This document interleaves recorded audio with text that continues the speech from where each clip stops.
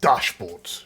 It's part of what we've got to do, isn't it? And we've got to work out the right way of helping our customers navigate our reports. So how can we go about doing that and making it nice and simple for everyone?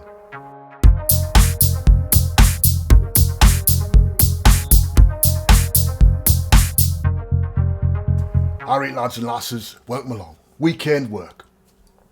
Dashboards, we started talking about them, didn't we, on Tuesday, right? And we showed you kind of a summary of what a dashboard is in Power BI. That it's part of the Power BI service. And really what it is, when you get right down to it, is an interactive menu. Easiest way to think about it, right? But it's not as simple as just a menu.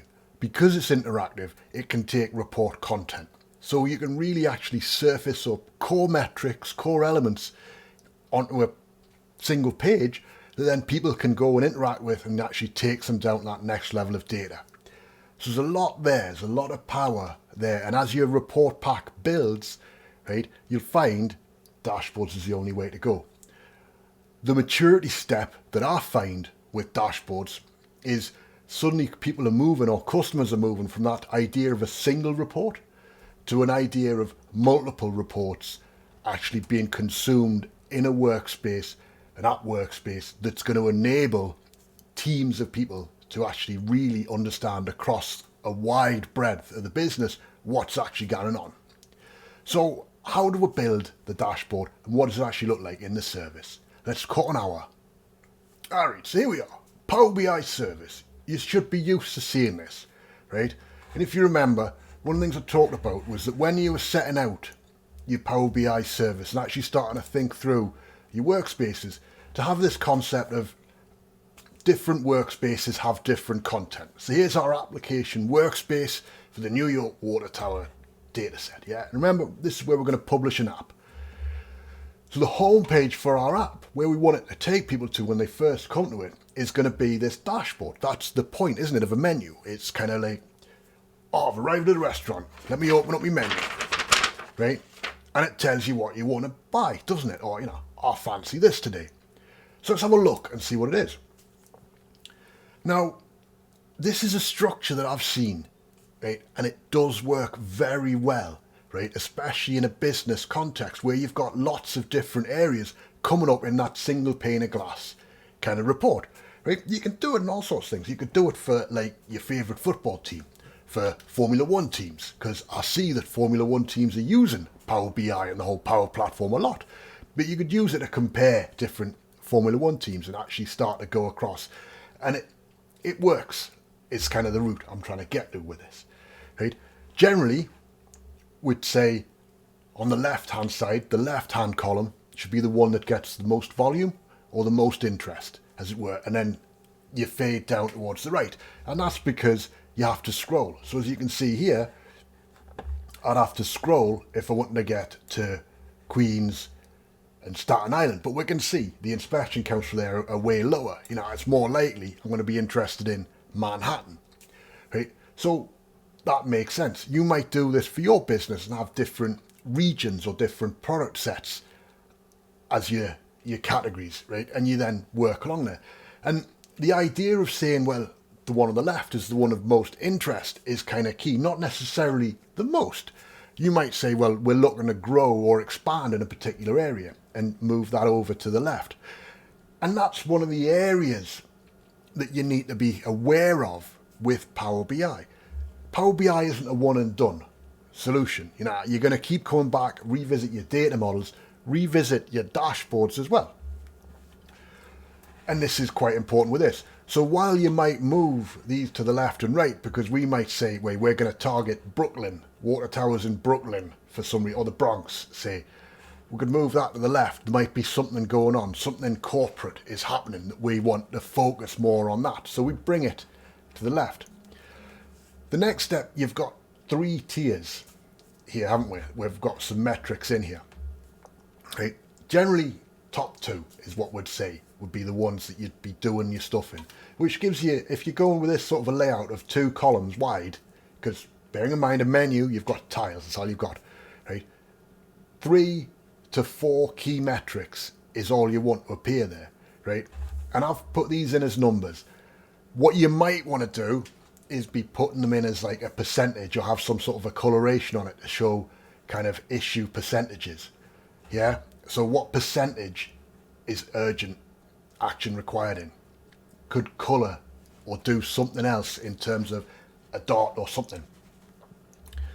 What I would say is, for these top 2 layers that you have on your dashboard, make those static, right? In terms of these need to be stable and across the piece, right? In this, I've set them all up the same, right? But we might have initiatives that we're doing in one over the other, or things that are slightly different in that area compared to others. And that's then where your 3rd and 4th and further down go. Because don't forget, you can scroll with these. These could go way further down. The main thing to understand is, like any menu, they can point somewhere else. So at the moment, all these are going to point to their source page where it's built, right? But there'd be nothing to stop it pointing to another report that actually does have that detailed information about the buildings that are within each area. So we could have the buildings within Manhattan and a specific report page for it, right? If you want to, you can even build and actually put the filters into the links with it.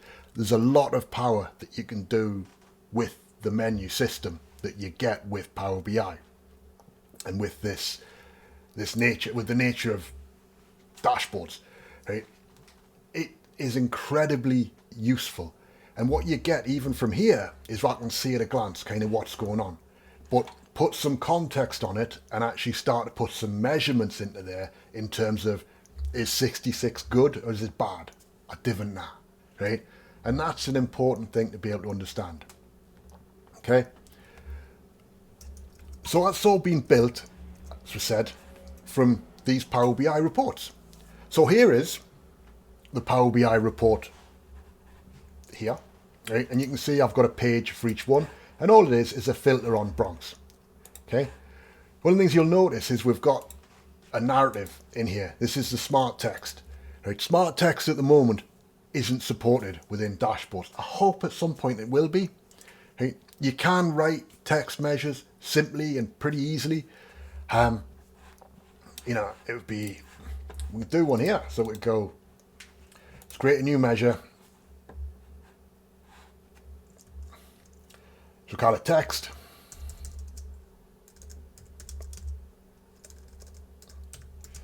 Equals. Let's zoom in a little bit, make it easier. So you need to do some variables just to make sure you've got it okay. So we're going to start with the buildings. Equals. So now what we're going to need is how many inspections have happened this year. So this year is going to equal a calculate of the count of buildings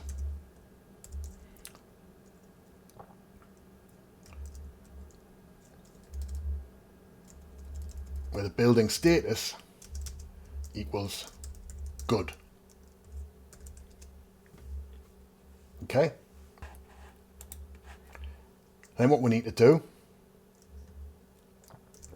is have VAR, urgent, which is going to equal calculate our count of buildings again, where status equals overdue. Okay, so we've got one measures together now, right? The next thing you need to start doing is piecing together kind of the text that's going to happen. So we're going to return something. So we can start now with, remember to leave spaces, ampersand, buildings, ampersand, space, of these inspected this year, and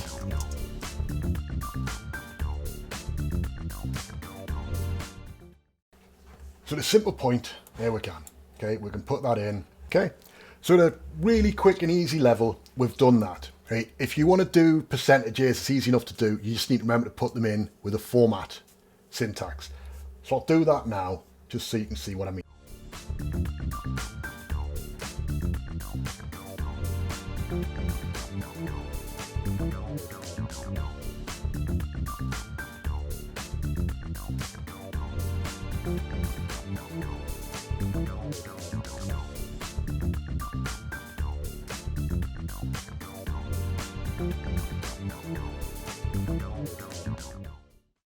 There we go now.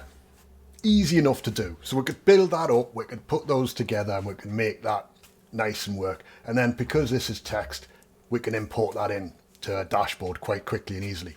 Alright, so here we are, back on the Power BI service. Now, one of the things that we need to do is be able to create dashboards, isn't it? So how do I go about putting together a dashboard? What does that look like? What I've done is I've made some tweaks to the content or the source of our main. And as a result of it, I've deleted a lot of the stuff out of here. I've taken the urgent action required out. I've called it dashboard buildings, just so we know which one it is. See, I've added an exclamation mark to it. So take an exclamation mark across, depending on the percentage of your total buildings that are now overdue. Okay. Now, given where we are, you know, pandemic, all that, potentially these figures are wrong. This might be something to change over time. Right? And I'll show you how it's been built quickly and easily. So all I've done is I've created a new measure here, right? It looks a lot more complicated than it really is, right? If we zoom in, I'll take you through it quickly and easily. We're counting how many overdue, and then we're dividing that by the total count. Easy peasy, that like, right? Then we're using these unichars, okay? Which is, I mean, unichars are a little,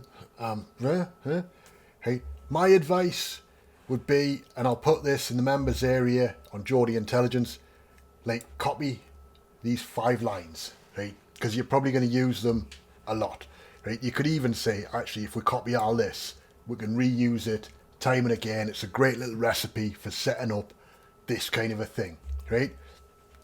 The achieved is a little tick. The average performance, you know, where your DNR rate is like an exclamation mark, where you know, that's your yellows, as it were. Right, and you're not achieved as a cross. No, not good. Cross. Right? There's lots of other things you can do. Because you can do unichar, there's tons. Right? You can lose yourself into doing unichars and trying to find them all. Right? So, didn't sweat it. Right? That's the ones we've picked. And then I've picked some kind of variables, less than 2 and all that. Right? The net result, if we get rid of this, right, is we can see. This one's at 17%, so it's an exclamation mark, right? We've got this one here, it's a 26%, big cross, right? There's lots of different things you could do, right? We could experiment with this, push it further forward. I prefer to use things that are like colorblind safe, as it were, you know, visually impaired. You can see there's a cross, a tick, they're different icons, yeah? So rather than colors, but you can use colors, right? Again, unichar, you might get lucky with colours. So we've now got this, which I've now published up. If we go back to the Power BI service here, right, let's go back to the main report page and let's go to this report that I've published, right, the dashboard source, right? And in here, where we've got any tiles we need, so we've already brought this one in, we could look, we can say, oh, we want to bring the text in. You can see you get this pin visual icon appears. If we click pin visual, say it's going to an existing dashboard or create a new dashboard. So I'll pin this to an existing one, and I'll pin this to an existing one as well. Right, and then I'll click this, go to dashboard behind me heat. Right, just so we can see where it is. And over time, as your dashboards fill up, you'll see it, they'll be off to the side somewhere. So you have to drag it to put it where you want. And we'll have a look here, and you can see kind of the limiting factor, as it were, with dashboards. Especially when you get towards the bottom, it becomes a real pain in the neck trying to tell it to do multiple things. But you've got to stick with the shape that they've got for you, right? Which can make some text difficult. So text is worth it, but you have to think through the text you use, right? And the core texting just doesn't work. You've got to use some of the other ones to get good text in. So experiment around with it. Right? I'm going to delete this tile for now though. Right? And you can see you can kind of lay out your dashboard the way you like it to be. If you wanted custom places, so obviously you've got your dashboard source report, it's building all the pretty visuals that you want to appear on, but you want them to go somewhere else, you can change it. So you can actually go in, we can edit the details of anything, and behind me here, you'll see we've got a title for it. We're going to add a subtitle, like urgent action required, and you see it types it up on there, put stuff in, set a custom link. Yeah, and if you wanted to go to an existing report here. Now, this is where we come back to the whole point about multiple reports. So these out the box will link to the page that they are from. So if I click on these ones, they'll take me to the Brooklyn page in the dashboard source report.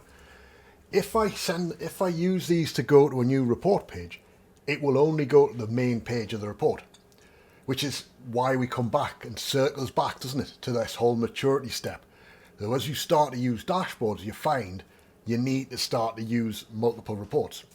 So what we would probably look to do, you see, is start to build these out and have a Brooklyn report that had these core metrics in, and we might have a report for each area as our core report, and have the core metrics that we want to appear as the main ones on different pages, versus having a centralized one going to lots of different places. You can use custom links. You have to put it in as an external link, even though it can be an internal link for the internal for the external, right? Just remember to tell it same tab if you want. And you can then substitute in the URL of the page. You can actually build in some variables there. It's a bit trickier, and we'd have to do, I might talk a bit more about it on the Geordie Intelligence side. In fact, I will, right? Done it in the past. Hit and miss is honestly the way I would say, because the URLs are different whether you're viewing it in the app or in the workspace. So you have to kind of think through it and mean to do it if you want to do it that way. Okay. Main thing, pick an external one, pick where it goes, and just have different reports for each set. Works dead well. Okay. And it's really simple to do it as well. So say you go through, you bring those in, people now come in and go, all right, I need to do something urgently about this one. Brooklyn, it's bad. Okay? That's what you want to get to, isn't it? So what have you reckon then? Right? The key thing with dashboards is always remember, right? They are a menu, right? But you can interact with them. I've shown you in that demo. We'll put some visuals in. We can write text. And I would recommend you use text as well in dashboards. It's very useful for people if they can start to appreciate, it's very useful for people to be able to consume your report content in different ways. Not everyone is absolutely laser focused on tables of data. Not everybody is laser focused on KPIs that nicely show you a trended chart. Right? It might be your metrics just aren't suitable for that. Think through what you're doing. And remember, as much as possible with this, context is key. What is the context that we are looking to deliver in this report area or for this dashboard, right? Call to action is a big topic, and remember that, especially in a menu system. What's the action that I am expecting to elicit in the event of issues? Yeah, because what you don't want people to do is to be unsure of what is expected of them from what they see in a report. Right? Yeah. What do you mean unexpected? You'd be surprised how often no one knows what an amber means. And that would be my key message to you, right? When you are building reports and dashboards, right, and it's probably a take-home really important message here, right? When you are building reports and dashboards, what's the medium issue look like? Right? And I say that because 9 times out of 10, it should be, kind of green, isn't it? Everything's fine. We're all fine. It's good. Right? And during that time, people will kind of ignore your report. At some point, though, you're trying to say, something's going slightly wrong. We need to do something about it. What does that look like? How well understood is that action? Yeah? And if we went back to our dashboard, right? We'll put it up somewhere on the screen here, right? If we went back to our dashboard, you'd see, well, I've just got numbers in it as it is now, right? If I had, this is now amber or this is red, right? That makes a big difference. People can kind of, oh, I need to do something about that, right? So be aware of that. You know, think through, how do I drive? I need to do, right? Because if you haven't got that, it's not going to work for you long term, man. Tell you that now. Anyway, right, didn't forget, right, head on over, geordieintelligence.co.uk, become a member, enroll on some of the courses, right, let us take you through, bring you some more information and help you learn more about what Power BI can do for your business, right, and don't forget, right, keep staying safe, keep looking after yourselves and your families, right, take care, have a great weekend, ta-da.